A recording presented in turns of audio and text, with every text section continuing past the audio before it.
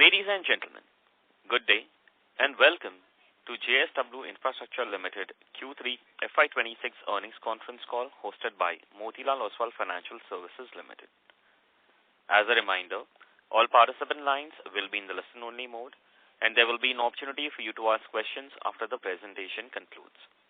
Should you need assistance during this conference call, please signal an operator by pressing star then 0 on your touchtone phone. Please note that this conference is being recorded. I now hand the conference over to Mr. Alok Devara from Motilal Oswal Financial Services. Thank you and over to you, sir. Thank you and good evening everyone and welcome to the 3QFY26 earnings call of JSW Infra.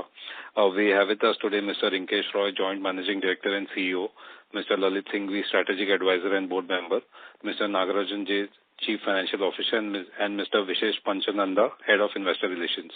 I would now hand over the call to the management to provide some opening remarks and then we can proceed to the Q&A. Thank you and over to you, sir. Thank you, Alok. Happy New Year and Happy Makar Sankranti and Pongal to you all and your families. Good evening and thank you all for joining our earnings call for the quarter and 9 months ended 31st December. The global economy remains in a phase of gradual adjustment shaped by uneven growth across regions, stabilizing monetary conditions and ongoing geopolitical uncertainties. Global trade continues to be a key engine of economic activity, supply chain and customer diversification, gaining importance in the global trade. India's economic environment remained resilient, supported by strong domestic consumption and sustained government spending. Exceptionally low inflation with CPI in the vicinity of 1% provided room for monetary easing, enabling the Reserve Bank of India to further cut the repo rate by 25 bps in December while maintaining a neutral stance to balance growth and stability. On the rail cargo side, different initiatives like the liberalized special freight train operator framework are encouraging private participation and specialized wagon investments. These schemes are already showing traction with new operational flexibility introduced under LSFTO to optimize steel and bulk cargo movements. Indian Railways freight performance continues to strengthen India's economic backbone with cumulative loading this year crossing the 1 billion ton mark in November 25. At JSW Infrastructure this quarter, we strengthened our presence across both business segments, ports and logistics. In the ports business, we have entered into an agreement with Mineral Development Oman to develop a greenfield port with a capacity of 27 million tons per annum, backed by an investment of $419 million. Additionally, I am pleased to share that we have successfully completed construction at the JNPA liquid terminal and a final commissioning certificate is awaited from the authorities. Regarding our ongoing projects, the 302-kilometer iron ore slurry pipeline continues to progress steadily and remains on schedule. To date, 227 kilometers of welding and 205 kilometers of pipeline lowering have been completed. One of the key long lead items, the electrical pump, has also been delivered to site. The project is on track for completion by March 27. Once operational, it will significantly improve the efficiency and reliability of iron ore transportation. Meanwhile, the construction activities at the Jatadhar port are in full swing with pile foundation work completed by 40% and 5.6 million cubic meters of dredging being completed with a work completion target of March 27. As communicated earlier, our operations and maintenance contracts in the UAE at the ports of Fujairah and Dibba have delivered strong operational performance. Notably, the port of Fujairah has exceeded its minimum cargo volume commitments, reflecting strong throughput and efficient handling. This outperformance resulted us to benefit from a share in the profitability generated from the incremental cargo of 0.8 million tons, further enhancing the commercial value of our engagement at the port. In our logistics business, we have expanded into the rail rake segment by acquiring 100% equity in 3 entities from the group at an enterprise value of rupees 1212 crores. This acquisition provides immediate access to Indian Railways GPWIS and LSFTO schemes, along with long-term licenses under these programs. The target entities hold a fleet of 22 rakes as of December 25, with 3 additional rakes to be delivered this quarter, taking our total count to 25 rakes. We expect the closure of the acquisition shortly. Additionally, our subsidiary Navkar Corp has received a letter of acceptance for the development of a Gati Shakti multimodal terminal on railway land at Somatani. At Kurtini, which is near Bellary, first container rake was flagged off, marking the first private rail terminal in the region. At GCT Arkonam, the setting up of railway track work is 90% completed, and we expect the rail operations to commence in Q4 of FY26. Overall, JSW Infrastructure handled 90 million tons of cargo during the period April to December 25, marking a 5% year-on-year growth. The growth was driven by strong performance at Southwest Port, Dharamtar Port, and interim operations from JNPA and Tuticorin, while the growth was offset by subdued cargo volumes at the Paradip Iron Ore Terminal, which saw a decline of approximately 3.9 million tons due to challenging macroeconomic conditions in the seaborne iron ore export market. However, the recent monthly trends in Paradip Iron Ore are encouraging, with monthly volumes of 0.8 million in November and 1 million in December. Logistics segment, which is mainly Navkar, delivered a standout performance during the period April to December FY26, marked by a strong operational volumes. The total EXIM cargo volumes reached 245,000 TEUs, representing a robust 23% Y-on-Y growth, and domestic cargo volumes stood at 1.07 million tons, up 35% compared to the same period last year. The operating EBITDA for the 9 months stood at 78 crores. Overall, on a consolidated basis, our operating revenue was rupees 3839 crores for the 9 months of FY26, representing a 20% Y-on-Y growth.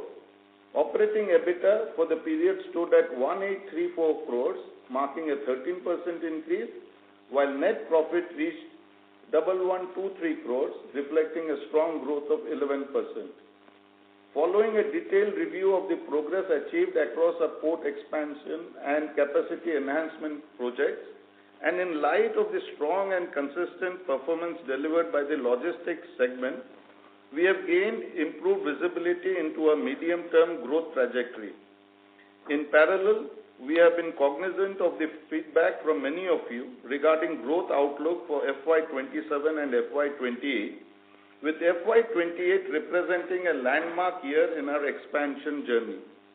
Taking this external feedback together with our internal assessments and operating momentum, we are pleased to formally articulate our operating revenue and EBITDA guidances for FY27 and FY28, reflecting disciplined execution and a continued focus on value-accretive growth. We are targeting a consolidated revenue of rupees 5,400 crores and operating EBITDA of rupees 2,600 crores for FY 2026. Building on this FY26 base, we anticipate EBITDA growth of approximately 15% in FY27 and expect it to double approximately by FY28.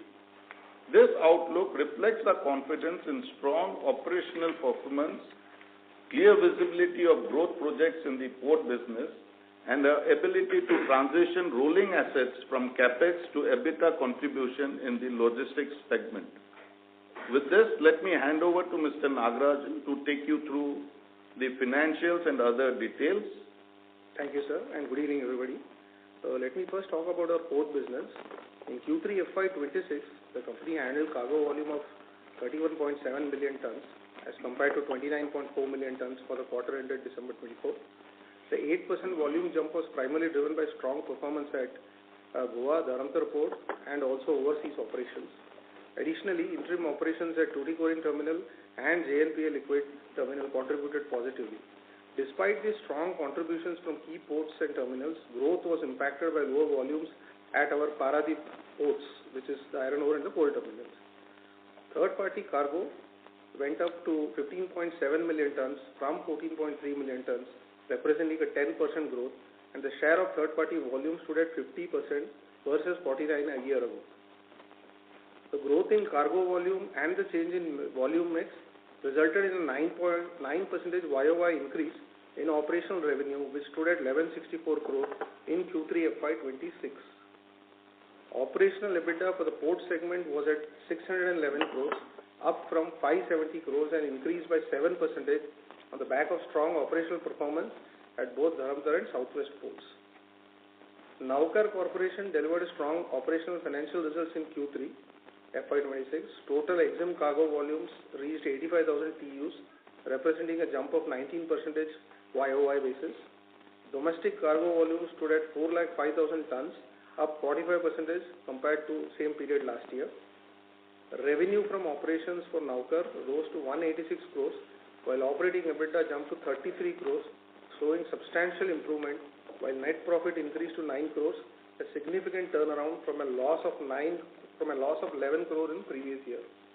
Total consolidated operating revenue for the company stood at 1350 crore, and total operating EBITDA stood at 644 crores, reflecting a YOY growth of 14% and 10% respectively.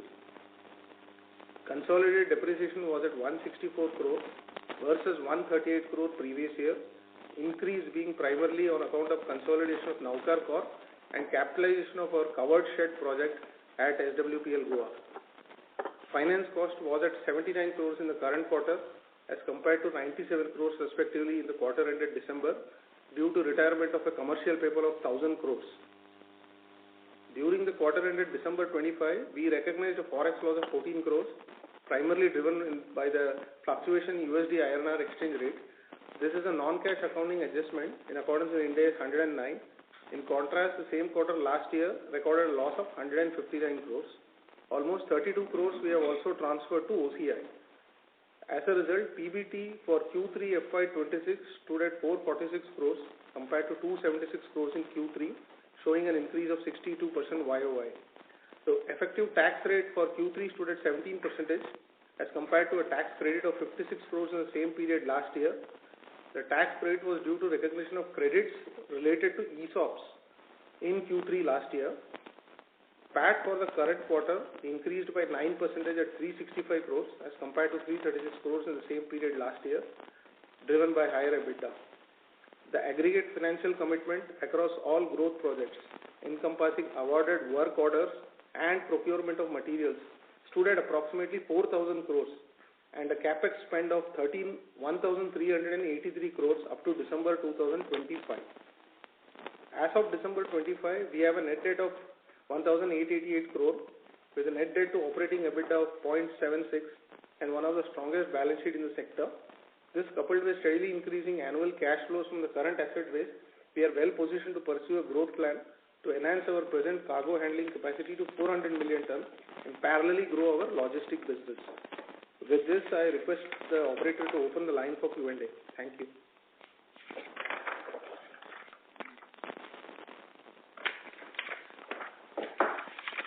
So shall we open the floor for questions? Sure. Yes, please. Thank you very much. Ladies and gentlemen, we'll now begin with the question and answer session. Anyone who wishes to ask a question may press star and 1 on their touchtone telephone. If you wish to remove yourself from the question queue, you may press star and 2. Participants are requested to use handsets while asking a question. Ladies and gentlemen, we will wait for a moment while the question queue assembles.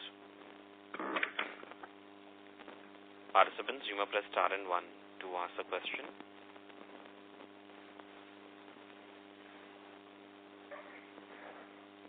First question is from the line of Sumit Kishore from Axis Capital. Please go ahead.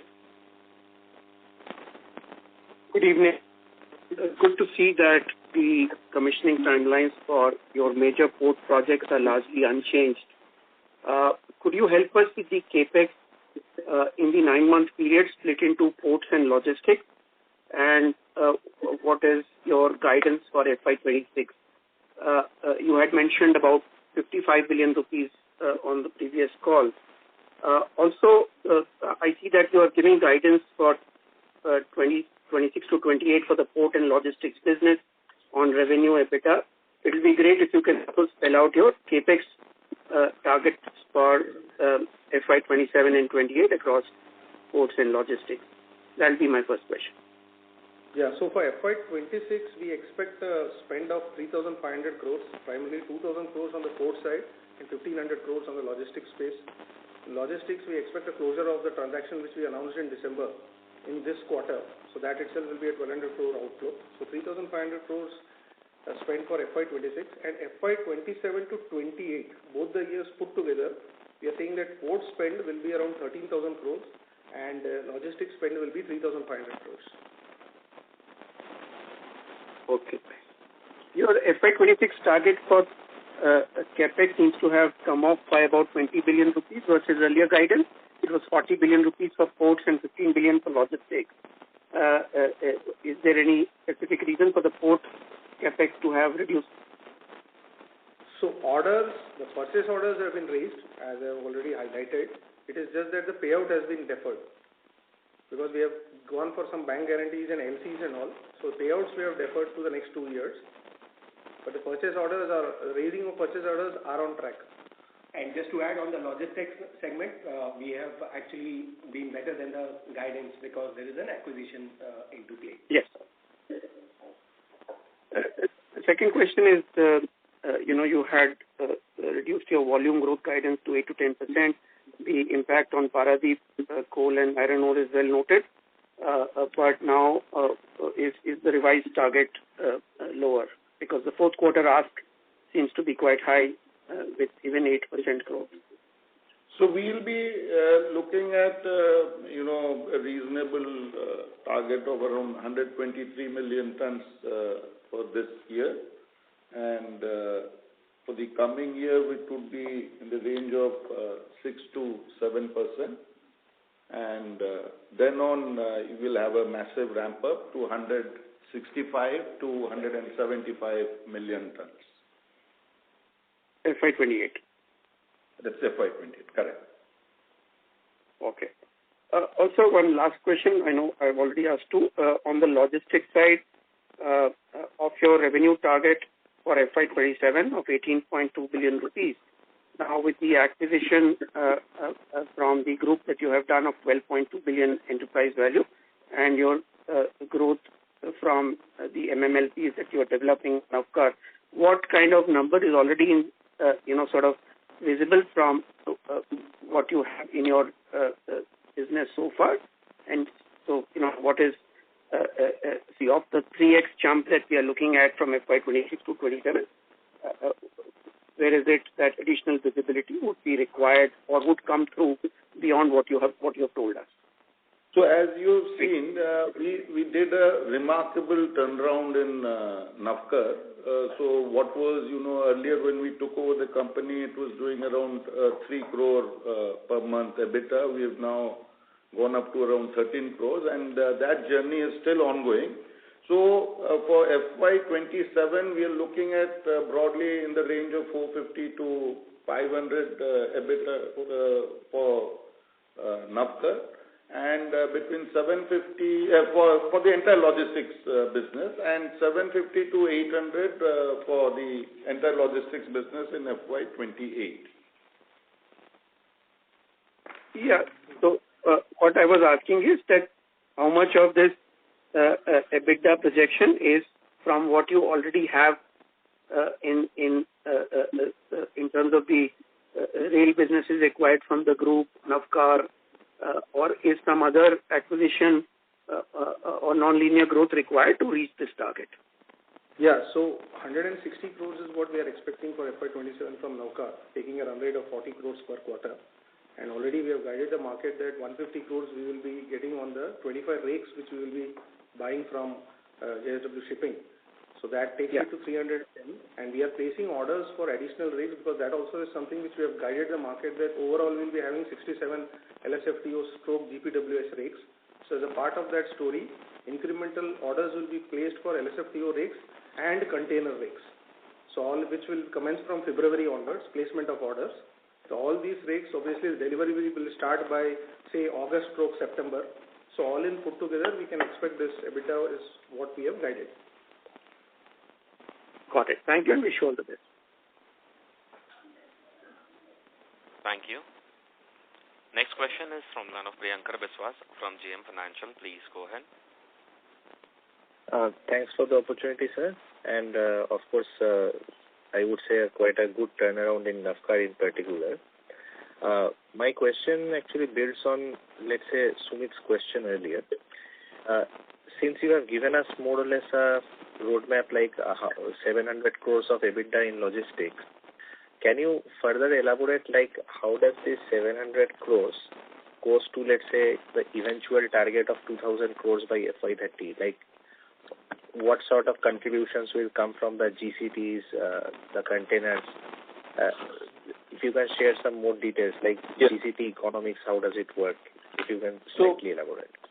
Broadly, if you look at the entire logistics business, there are three main components. One are terminals, and number two is the rakes, and number three are the physical containers. So these are the three main components which drive the logistics business. So in each of the three components, we have fixed a target ratio so that we end up broadly having around 25 terminals across India in the next 3 years. Similarly, the rake fleet, we're looking at upping it over 200 plus, including LSFTO and container rakes. And the container, physical containers, that we're looking at upping it to close to 8,000 to 10,000 acquisition over the next 3 years to get into that EBITDA number. So as and when we have been applying and getting all these terminals through bids and acquiring something, so these numbers are holding true, and we are finding that we'll be comfortably able to achieve this target.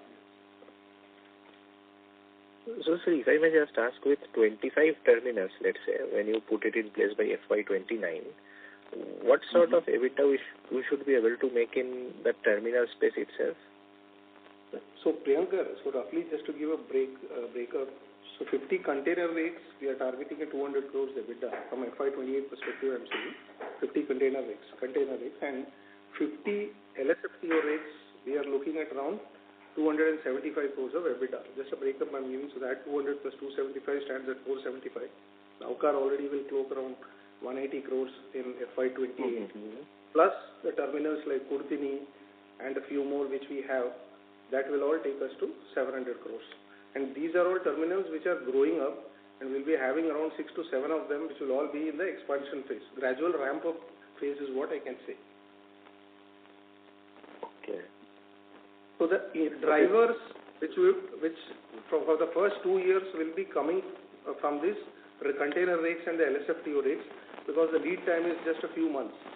Whereas the ICDs and the CFS, the EBITDA driver will be coming more in FY29 and 30.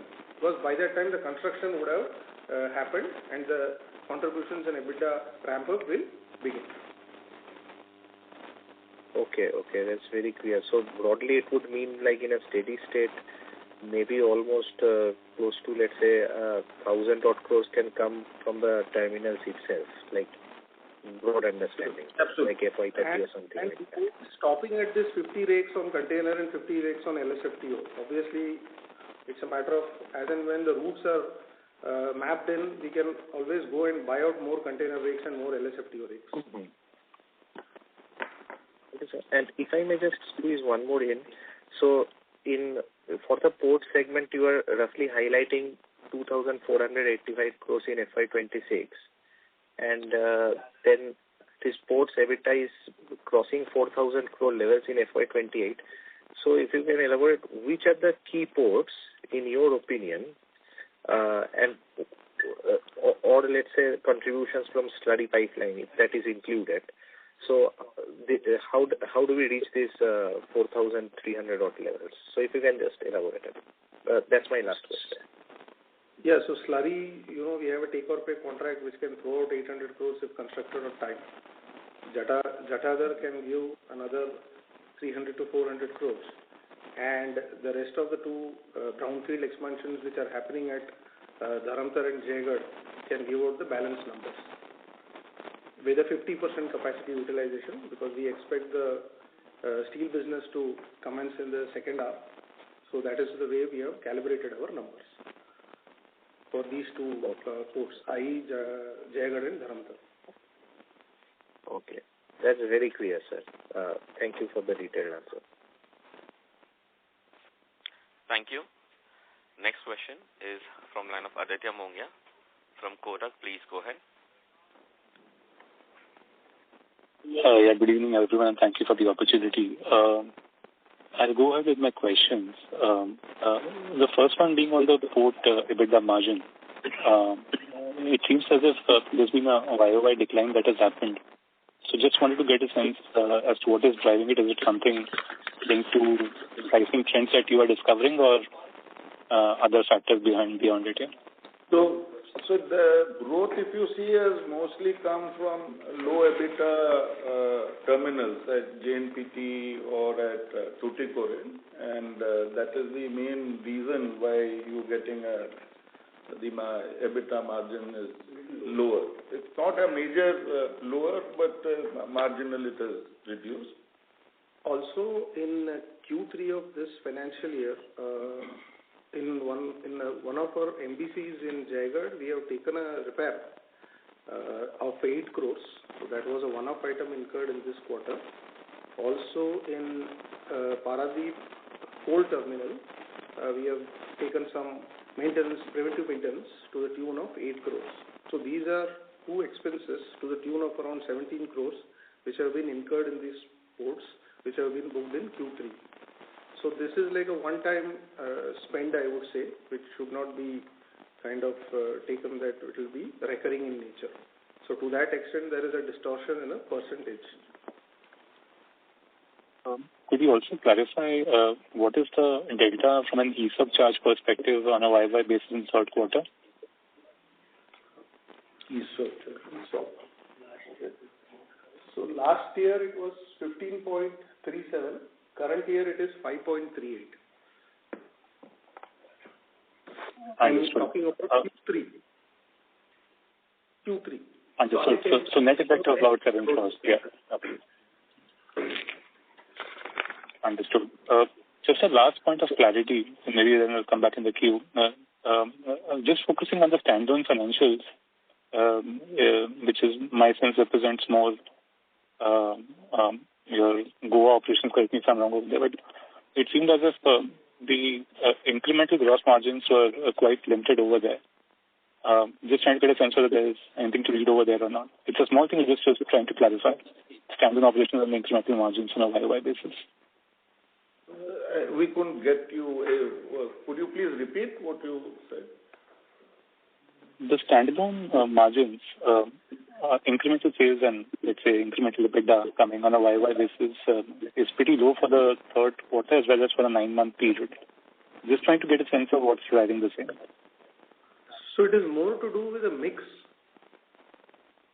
which is again from the subsidiaries only. Otherwise, there is nothing much to infer in that. Sure. Thank you for the response. I'll get back into the queue. Thank you. Thank you. Next question is from line of Achal Lohade from Nuvama. Please go ahead. Yeah, good evening. Thank you for the opportunity. Just one quick clarification. You said EBITDA to grow 15% YOY in FY27 and double in FY28. Do you mean doubling from FY26 or doubling from FY27? FY26, doubling from FY26. Understood. Thank you for that clarification, sir. The second question I have with respect to the target capacities, does it require now more, acquisitions to achieve the same, or we are broadly through? Now the focus is entirely only on executing the existing project. So we are broadly through. We are now totally focused on completion of this project. And like as I told you, the slurry pipeline, Jatadhar, the terminals, one of the terminals which we have taken on Triple P, it's on the verge of commissioning. So we are broadly on track into completing and executing these projects on time. whilst the focus is on completing the projects, we will also be participating in the PPP process, and if any good opportunity comes up, we will definitely be bidding for those. So if you would have seen our presentation, 400 plus is what they will be adding on. This triple P projects will be adding on beyond the 400 million ton capacity that we are targeting. Right. I was to ask the second question that only, sir. So how's the momentum? Has it considerably slowed down compared to what we were hoping for, say about 3 quarters back? No, if you look at it, we won the bids for berth 7 and 8 in Shama Prasad Mukherjee Port, and now we are looking. We have again applied for another bid in the same place.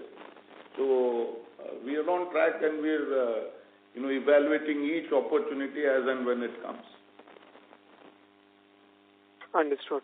And just one more question with respect to the tariff. There were earlier some thoughts about we would be able to reprice or have the freedom to charge the tariff at the major port terminals what we operate. So, any clarity on that? Yes.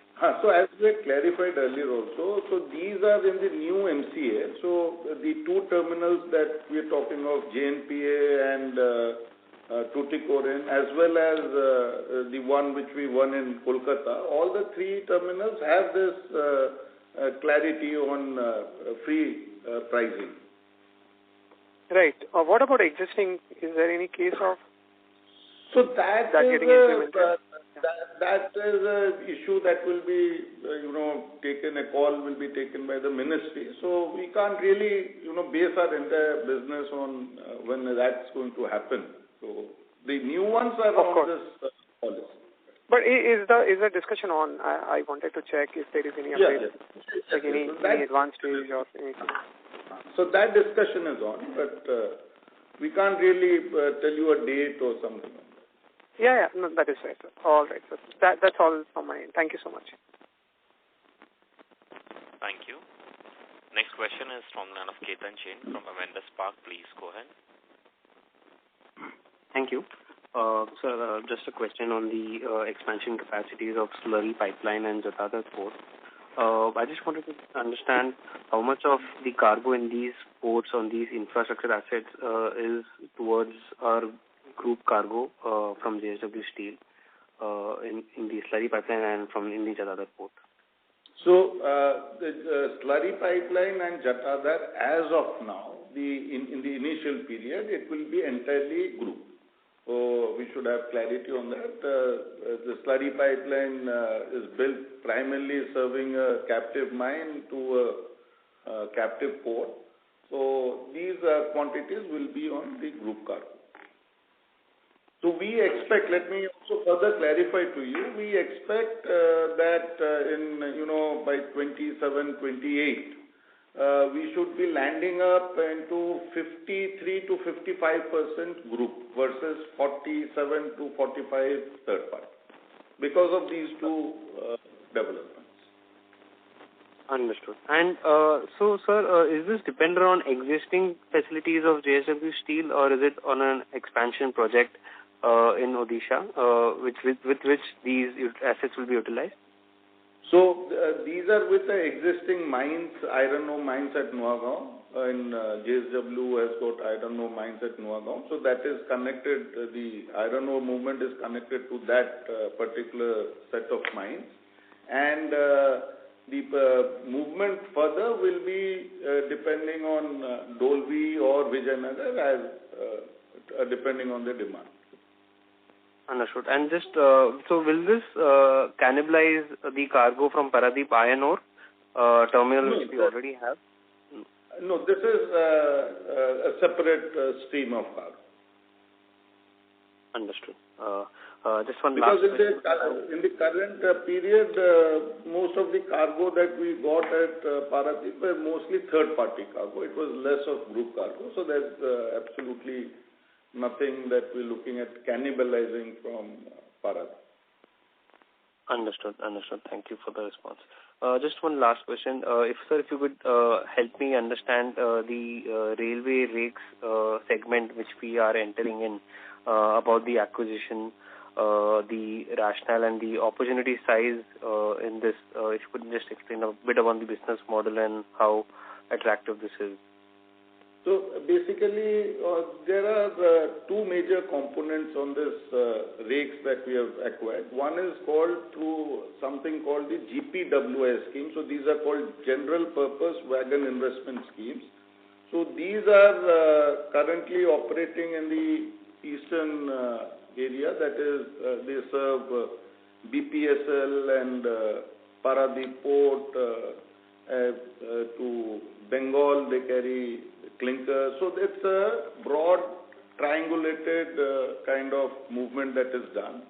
The balance is of LSFTO wagons. So LSFTO wagons have two components. Here again, we have one group of wagons which deliver iron ore to Vijayanagar and BOBSL. And we have another set of wagons which carry finished steel. So if you look at it, the rationale was that Vijayanagar currently in India is now ramped up production to 18 million tons per annum. So this has now become a single point where you are looking at, an output of 1.5 million tons of steel coming out from that plant. And in that, the majority is being carried by Indian Railway rakes or by road. The margin, the movement through these specialized wagons are very less. So that is where we want to enter, and we want to further ramp it up as we had told earlier. So these numbers we are looking at ramping it up from 25 gradually to 50 and then further onwards moving it up. Similarly, Dolvi on the west coast is also ramping up its production from 10 to 15.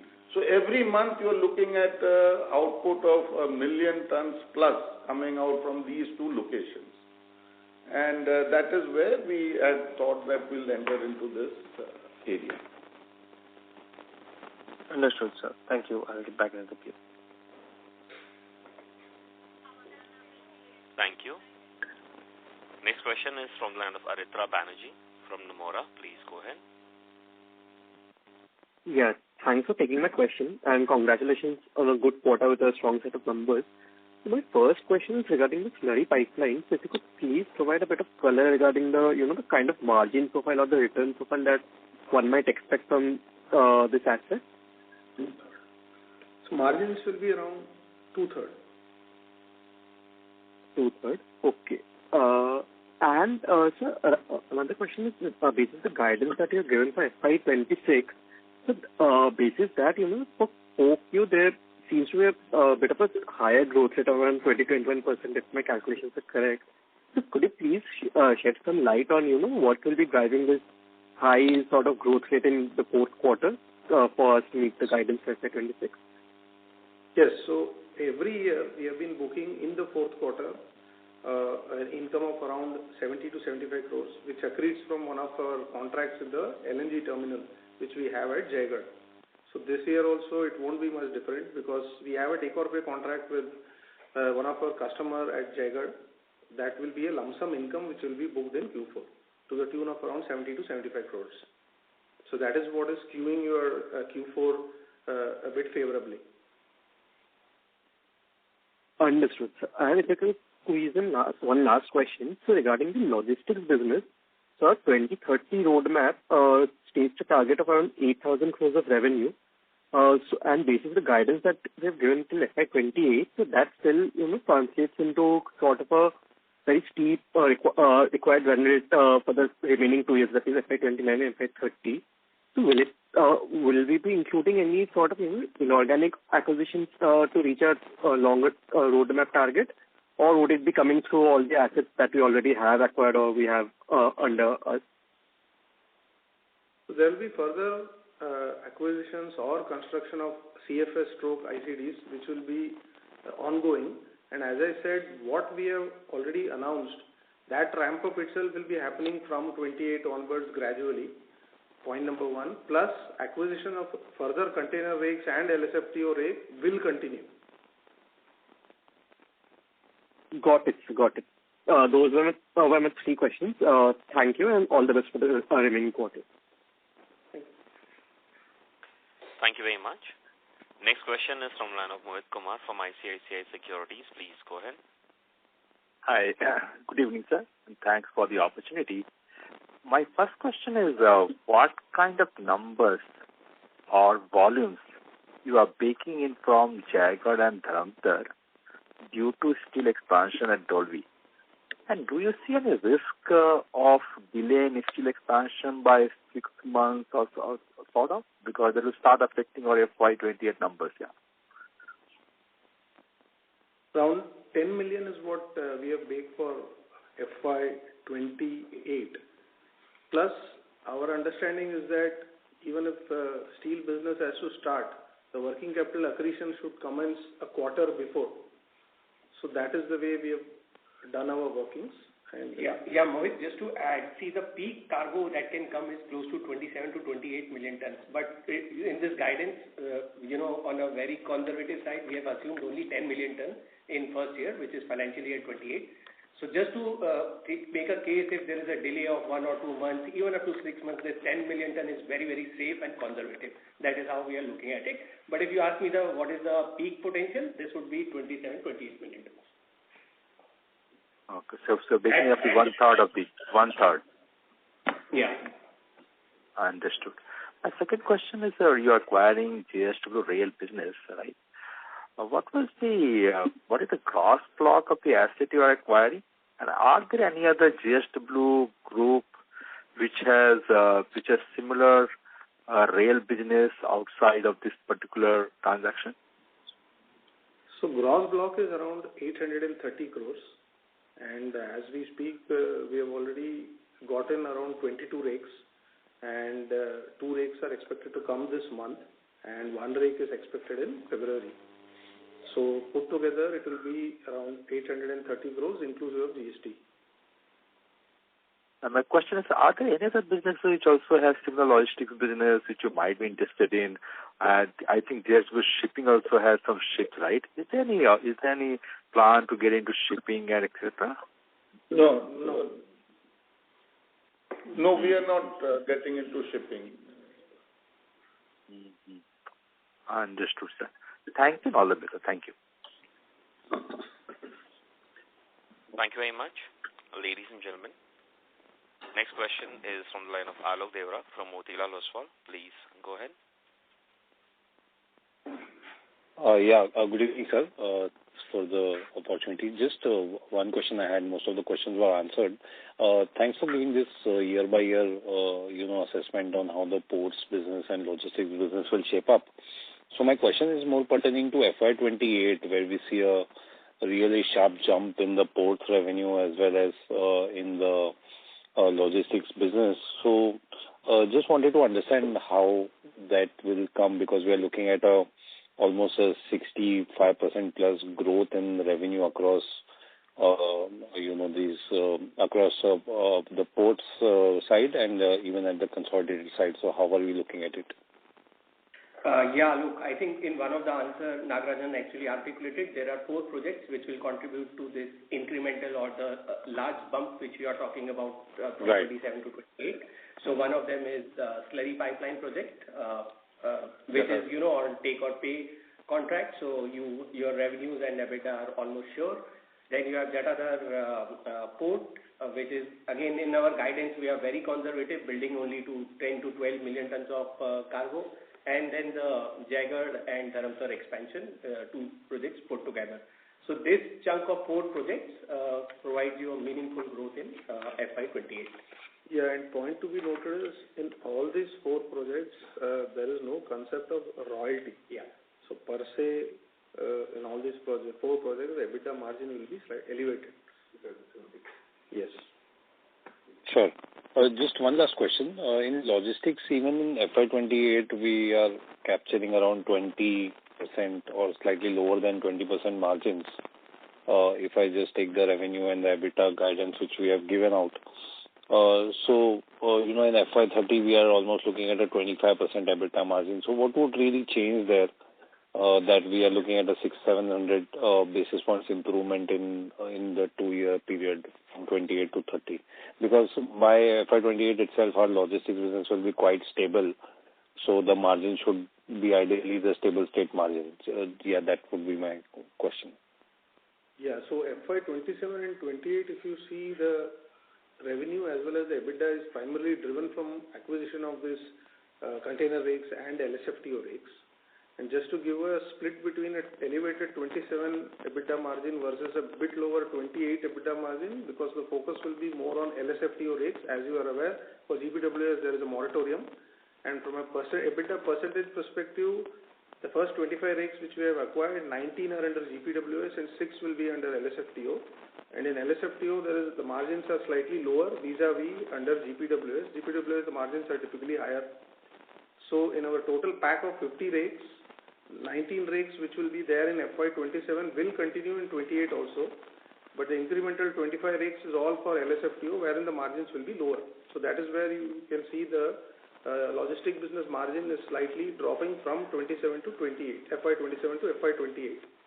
And to answer your second question on the overall margins moving up from 20 to 25%, the ICDs and CFS revenue income will, EBITDA will accrete in FY29-30, which will all be under construction and under ramp-up phase from 27-28 onwards. So generally the clearances to get the permission for ICDs and all, they generally take 1.5 to 2 years. So that is where you will have that terminals and their conversion into ICDs, there being a time gap in that. Sure. Got it, sir. Thank you so much, sir, and all the best. Thank you. I now hand the conference over to the management for closing comments. So as we have been, and I have been repeatedly stressing, there are three main, focus areas for the management team, and that we have been continuously trying to do. Number one, early completion of projects, which will result in doubling of EBITDA by FY28. The focus on ramping up of our logistics business, which are rolling assets in nature, and will result in immediate, conversion to EBITDA. And the third is on efficiency gains. So these are our three prime focus areas, and we remain committed to it. Thank you. Thank you very much. On behalf of Motilal Oswal Financial Services Limited, that concludes this conference. Thank you for joining us, and you may now disconnect your lines. Thank you. Thank you.